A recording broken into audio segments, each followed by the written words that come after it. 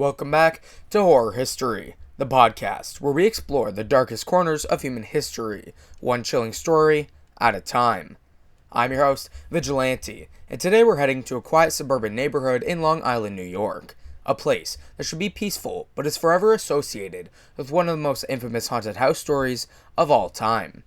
It's the story of the Amityville Horror, a tale that begins with brutal murders and spirals into claims of ghostly apparitions, malevolent forces, and a family's desperate escape. But what's real and what's simply a product of sensationalized media? So, take a seat in the living room, just be sure to face the staircase, and prepare for a haunting blend of fact, fiction, and fear. This is Horror History, Season 1, Episode 19, The Amityville Horror, Murder, Hauntings, and the truth behind the legend.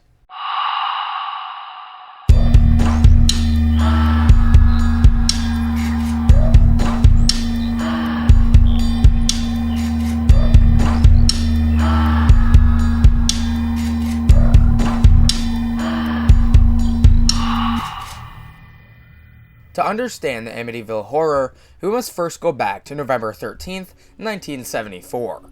In the early morning hours, 23-year-old Ronald DeFeo Jr.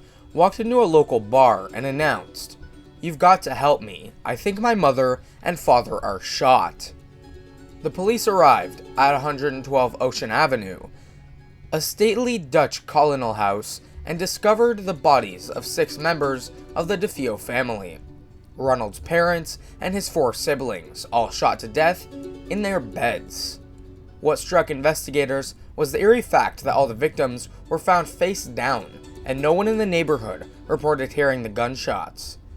Ronald initially claimed the murders were the result of a mob hit, but his story quickly unraveled. He eventually confessed, saying he had killed his family after hearing voices that told him to do it. During his trial, the defense argued insanity, citing the voices Ronald claimed to hear. The prosecution, however, painted him as a cold-blooded killer who wanted his parents' money. The jury sided with the prosecution, and Ronald DeFeo Jr. was sentenced to 6 life sentences. But even after the case was closed, the story of 112 Ocean Avenue was far from over. Just over a year after the murders, the Lutz family purchased the DeFeo home at a reduced price. They knew about the murders, but believed the house was their dream home, until strange events began to unfold. According to the Lutz family, they were tormented by an evil presence during their 28-day stay. George Lutz claimed to wake up every morning at 3:15 a.m., the approximate time of the murders. The family reported foul odors, cold spots, and doors opening and closing on their own. There were more chilling claims: green slime oozing from the walls, a demonic pig-like creature with glowing red eyes, and even levitating beds. The Lutz family fled the house, leaving behind their belongings and the life that they had hoped to build.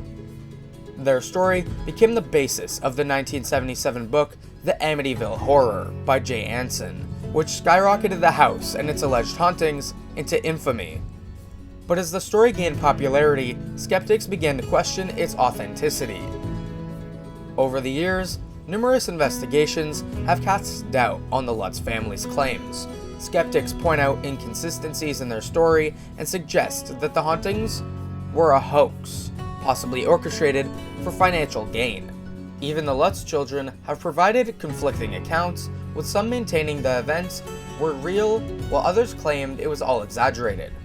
Paranormal investigators Ed and Lorraine Warren, famous for their work on cases like the Perron family, which inspired The Conjuring, visited the house and claimed it was indeed haunted by a dark, malevolent force, but their conclusions too have faced criticism. Then, there's the house itself. Several families have lived in the home since the Lutz family fled, and none have reported any paranormal activity. Could it be that the Amityville Horror was simply a product of fear, imagination, and clever marketing?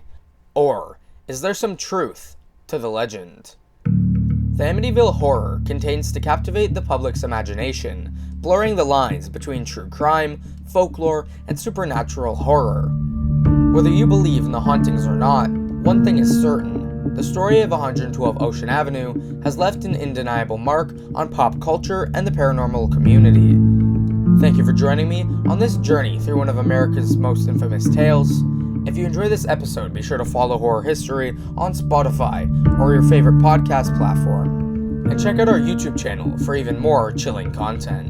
Until next time, stay curious, stay cautious, and as always, stay safe. Peace.